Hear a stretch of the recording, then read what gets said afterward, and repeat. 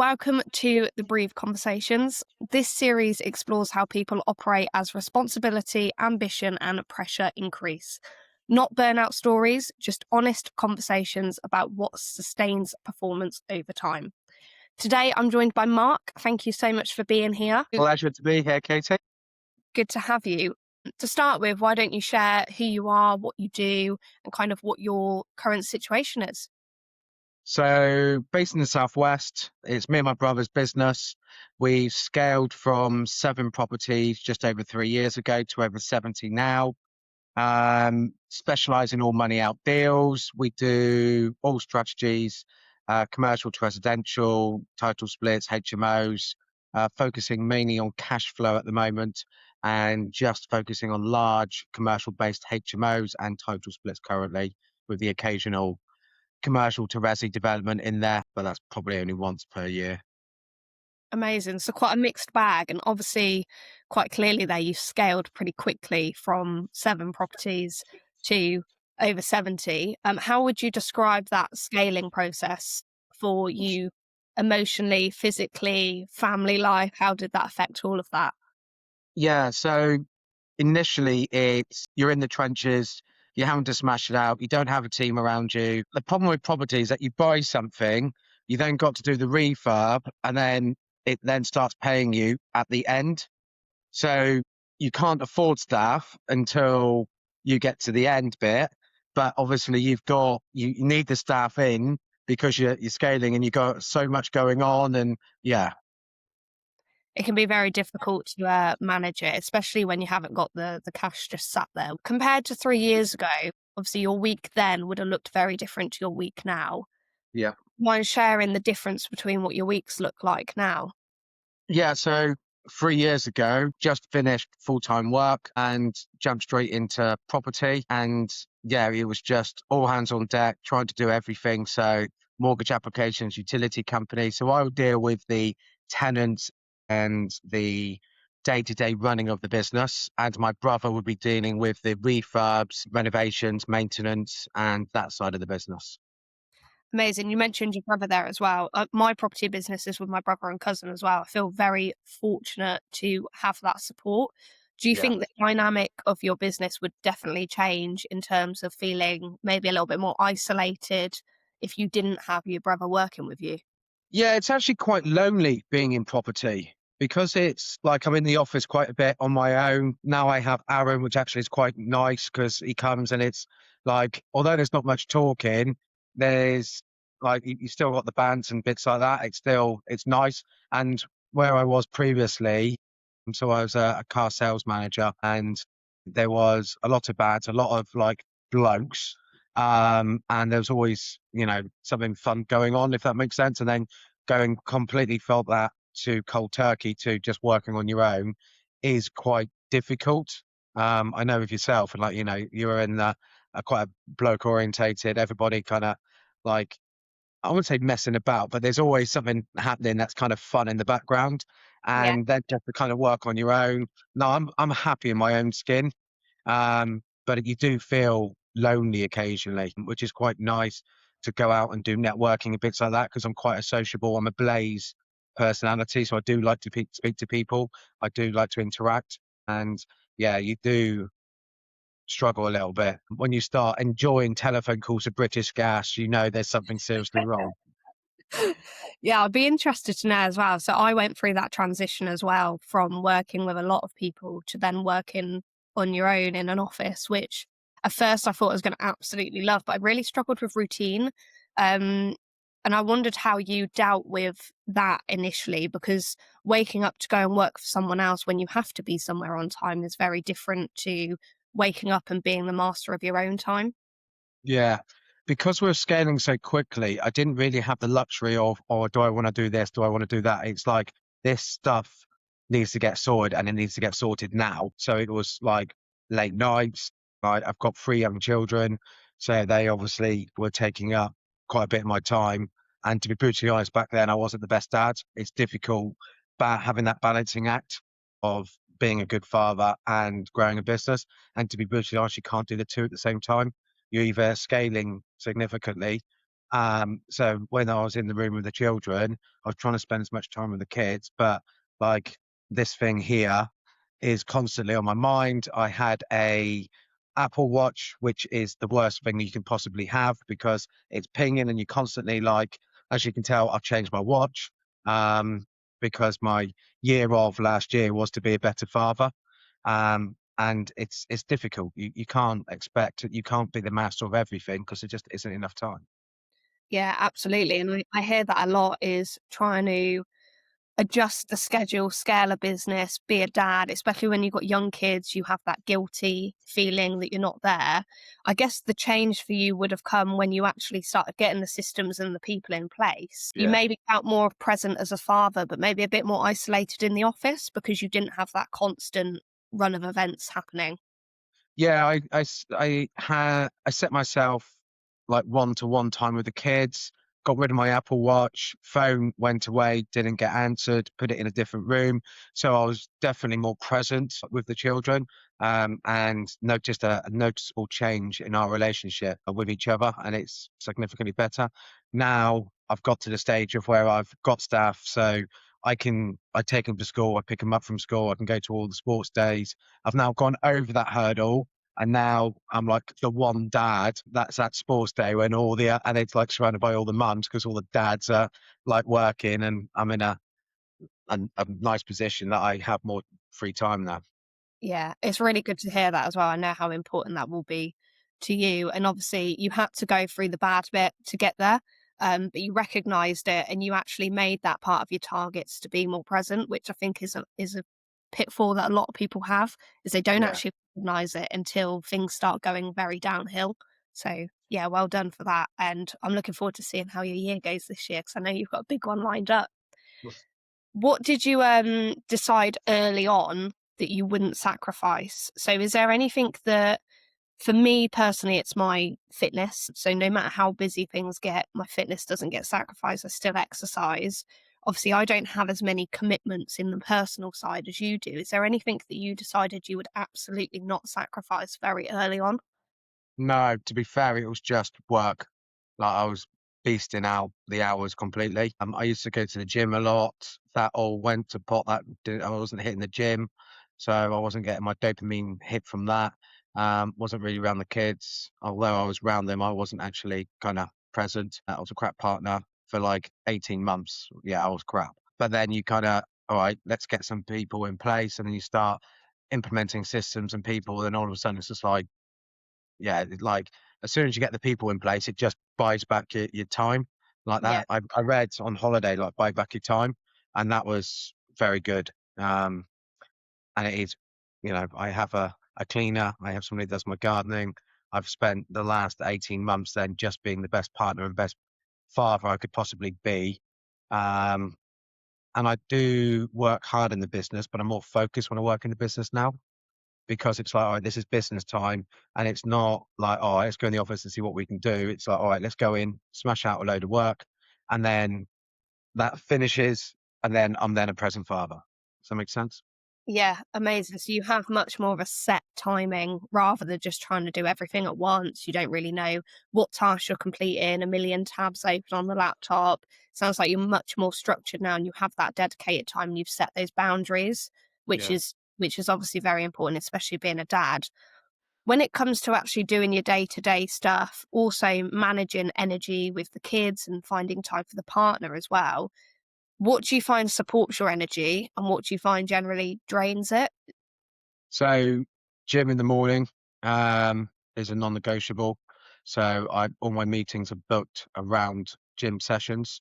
So normally I'll like on Monday and Tuesday up at 5:30 in the gym for 6:30, back just before 8:30 to take the kids to school.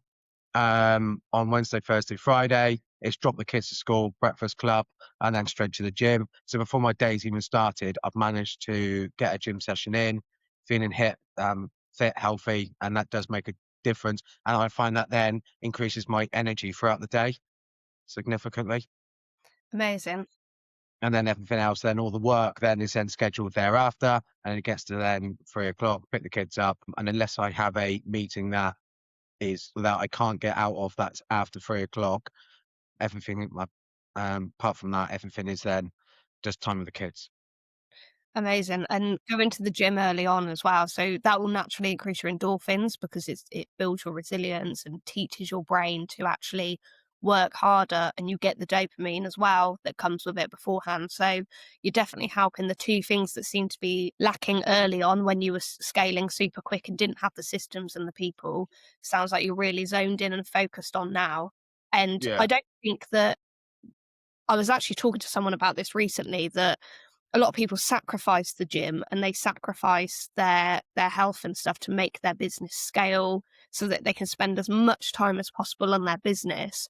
I always think that that is personally the wrong thing to do. I definitely think that if you're in a better mindset and you look after yourself, the time that you spend on your business is more efficient and definitely more focused, and you generally are more productive. What's your insight on that? Because you've obviously done the bit where you've completely given up the gym to make the business scale, and now you're back at a point where you're actively working out. Short term wise, it's fine. Long term wise, so like anything over probably 3 to 6 months isn't really healthy, especially if you're used to going to the gym, because you do crash and you don't really notice it until like one day you're just like, I feel like crap. And yeah, it's just like, and then you suddenly realize like the problem is when you go into the gym, your eating habits are better, you're drinking more water. Like I get back, I habit stack, so I get back, have a protein shake, take all my vitamin tablets and stuff like that, and it's easy peasy. So like all my good bits of the day are done before really I start any work. And yeah, all that goes out the window if you don't go to the gym. And so short term wise, it's fine. But long term wise, yeah, you don't want to be doing it. You want to be getting in those gym sessions, even if it's only 3 days a week. And just to like some people go for walks in nature, but it's just clearing your head. I use the gym for that. But yeah, clearing your head and just being able to just kind of reset and then go again. Because if you're just working constantly, there's quite a few studies now that show that if you kind of work for a set period, 25 minutes, and then have a 5 minute break, you're more efficient in your time.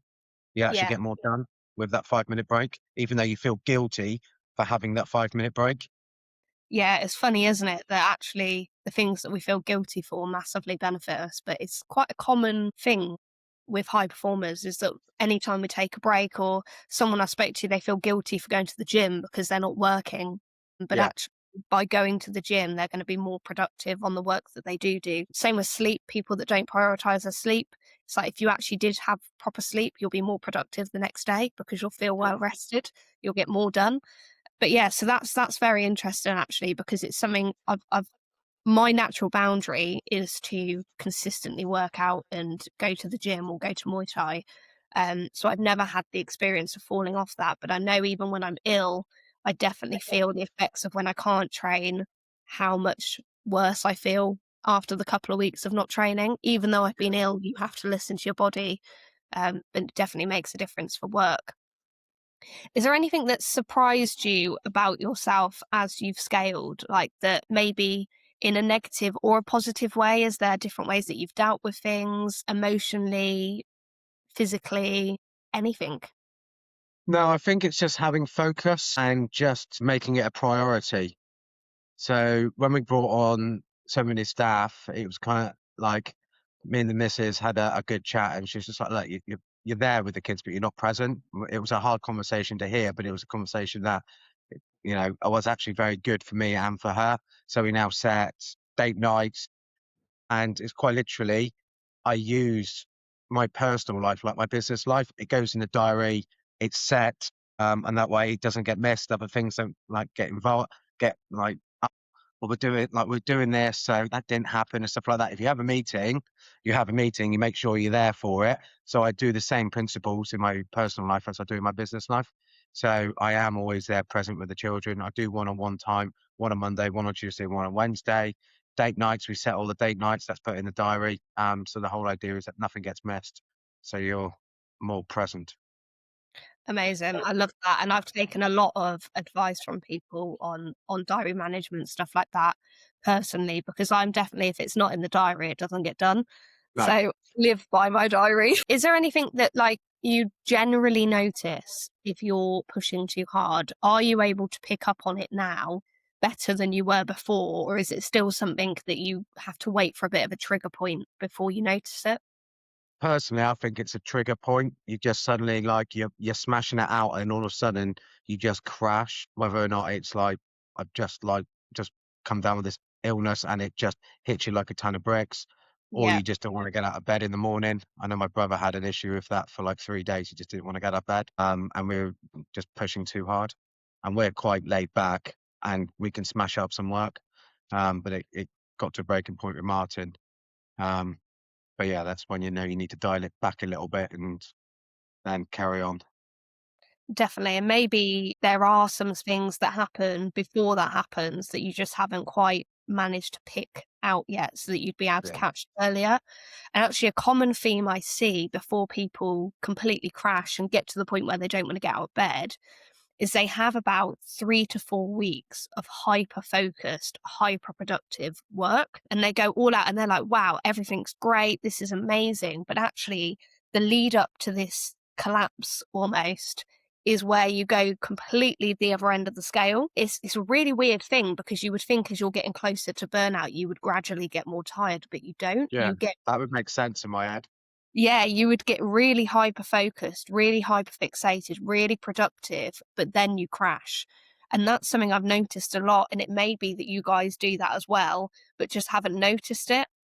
I heard it on one of Dan Hill's podcasts as well, on the Property Entrepreneur podcast, that Yeah. he notices that that's what he does as well. And it seems to be quite a common theme, which is completely the opposite of what you would think, which is, I think, why people don't recognize it as a symptom Yeah. of potential burnout, but maybe something to be wary of for the future. If you all of a sudden notice that things are maybe going a bit too well, then you might be nearing burnout and need a bit more self care time. Obviously, you guys have got real big plans for the year. I've seen your year of your plans, really cool objectives and goals. Looking ahead, what do you think feels important to you right now so that it all stays sustainable and you don't slip back into this past person that you say you don't want to be? Um, Good question. For me, it's just habits and just making sure, like having a conversation with your partner, either weekly or fortnightly. Just be like, you know, what have I done well? What have I done badly? And then just say, how can I turn up better? Um, just like, during date night or something like that. Just like, how did you asking those hard questions? So before it becomes a thing, Yeah, you kind of nail it in the butt straight away. So it's a lot better. Um, I'll quite often when I walk the kids to school, I'll kind of ask them in not such a direct way, but I was just like, how could daddy be better? And just little bits like that. But oh, we could do this and play like that. And like for them, they're all young kids, so they're all children, so it's just like more playtime for them. It's just like, oh, we could build this or we could play with that, and yeah, that sounds fun. I think kids as well can be brutally honest sometimes as well. So, what are you going to pay attention to after this call? Maybe there are some things that you've noticed that maybe you don't necessarily pick up on, maybe for you and Martin. Is there anything that you're going to actively pay attention to over the next few months? sleep. One of the downsides of having a Whoop band is it shows me how bad my sleep is. Yeah. And yeah, it's like it's got to be wrong. It's missed like an hour or two, and like yeah, it's my sleep is something that I am actively trying to work on. Why do you think your sleep isn't something that you've prioritized before?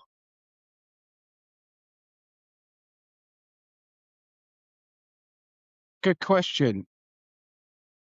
Unless because you never really because it's not like a brick wall which you hit. You just kind of feel a bit groggy and crap the next day.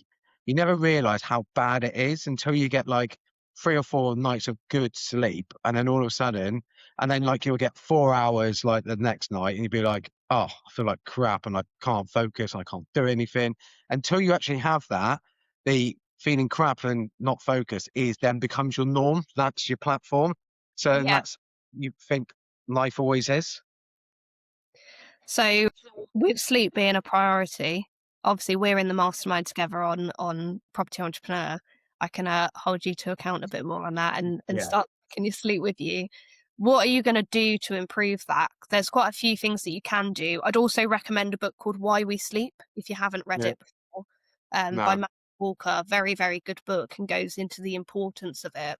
I think that once you know the scientific reasons and the studies and stuff behind stuff, you generally stick to it a little bit better because you understand it. Might just be me, but I've definitely noticed a pattern with that. What are you going to actively do to try and improve your sleep? Have you got a new routine? Is there anything that you've really put in place? Yeah, so quite literally stuck it on the goals board. So we've got a goals board in the bedroom, and I wrote it actually 2 nights ago. Phone away by 9 o'clock. Um, I become awake at night. I'm a night owl, and if get the phone in my hand past 10 o'clock, I can guarantee you I will be doom scrolling or thinking of business-based stuff, and I start going down a rabbit hole, and I can quite easily see 2 o'clock, if not three, quite a few nights in a row. Yeah, that's definitely a good place to start is less screen time in the evenings. That's something I have to be really strict on because they do suck you in. Them phones, Yeah. they really do get you once you pick it Oh, up. those algorithms work well. It's like, and then you start scrolling through the algorithm and you're like, "Oh, this is really good. I wonder how I can incorporate this into my business. How do I stop people scrolling like this is done for me?" Yeah. So yeah, definitely is a good point. Any top tips for people listening to this for staying balanced themselves? I wasn't expecting this question, but that's a really, really good question. Um, with regards to staying balanced health-wise and mental-wise, I'd definitely say going for walks, trying to get just set yourself one task of like 8 to 10,000 steps, and just make sure that part of it is outside. So you get into nature, you get a bit of sun, vitamin D, feeling better. Make your, if you can, go to the gym in the morning. So you make sure that it's one of the first things, because if you've had a hard day, the last thing you want to do, especially if your ass has hit that sofa, is to go to the gym. So try and go to the gym in the morning. With regards to if it's family related, just leave your phone in another room. If your phone's on, you're around and you hear it ping, your mind is like, now is that the message that I was waiting for a response? I wonder what they said. I wonder if it's that. And you just focus on that rather than what's in front of you. So just leave it in the other room on silent. So you can't, at the end of the world, at the end of the day, like the world isn't ending. You don't need to panic. It can wait until the following day. That's one of the things that I found where it's like I've got to reply back to them. It can wait until the following morning. And So yeah. definitely, and it's if it is an emergency, a genuine emergency, that person will have another way of contacting you. So it's always good to think like that. I get so many people that reply to their solicitors at like 1 a.m. I'm like, your solicitor is in bed, fast asleep. They do not care. They are asleep themselves. They will go to their office in the morning, they get a coffee, they have a chat before they even consider replying to you. So yeah, that's a very, very good point and really, really good top tip. And any top tips for any dads out there who maybe have been in the same situation where they're not necessarily feeling very present at the moment? Yeah. So what worked really well for me was one-on-one time. And I know a load of other dads have implemented that. And it's just having that, because I've got 3 young kids. So it's just like, obviously, if you've only got one, it's easier. But like the others, it's like, no, it's one-on-one time. And they know that. So where they'll come in and they'll see us playing, they'll be like, "Oh," and then I'll be like, no, it's one-on-one time. And they will, like, they're really good. They'll just turn around and go, oh, it's one-on-one time, because they want to have that feeling. And Yeah. the kids absolutely love it. And I can't stress that enough. Like that one-on-one time. And like if I'm busy, it's only half an hour. If I'm not busy, it's an hour. And I just set it. And that's all you need. It's not like it's 3 4 hours, like even half an hour, but like my children just get so much value from it. And they absolutely love it. And it's just like, all right, one-on-one time, what do you want to do? And I let them set it. So they'd be like, do they want to do drawings? My girls like to make beads, and we just make like different type of beads. My son likes me to make bases. We've got a load of soft play stuff. Um, and yeah, it's just awesome. And it's like I get a load of value back like from them as well. So yeah, that's really, really good. That one-on-one time. If there's anything that you want to implement, that's it. Amazing. I absolutely love that. One thing I've really noticed listening to you is how intentional you've been about becoming present and actually bringing that back. And although it took a difficult conversation with your partner at the start, it was probably the best thing that could have ever happened. And it sounds Definitely. like most of the stuff you've talked about is your kids and your family. So it sounds like that has been such a high value input for you and something that you absolutely love and enjoy doing. Yeah, well, why else do we try and build these big businesses and, like, work your ass off? Like, the whole idea is that it's supporting your family and the loved ones around you. Yeah, definitely. Well, thank you so much for sharing your perspective and showing some openness, some honesty, and just being completely real. These conversations exist to show that sustained performance isn't about waiting until something breaks. It's actually about awareness, choices, and evolution as things grow, which you've Yeah. been through that process. So, if anything that you have said relates to anyone listening, then please do reach out. Mark, how can people contact you if they want to hear more about your business or just have a chat in general? Yeah, so if you email us, so info@Pow Properties, that's POU property.co.uk. Yeah, I can email back and then we can get a conversation going and get on the telephone and set. And well, I look forward to seeing the rest of your year and thank you so much for joining me. My pleasure, Katie. Great to be here and yeah, good to see you again.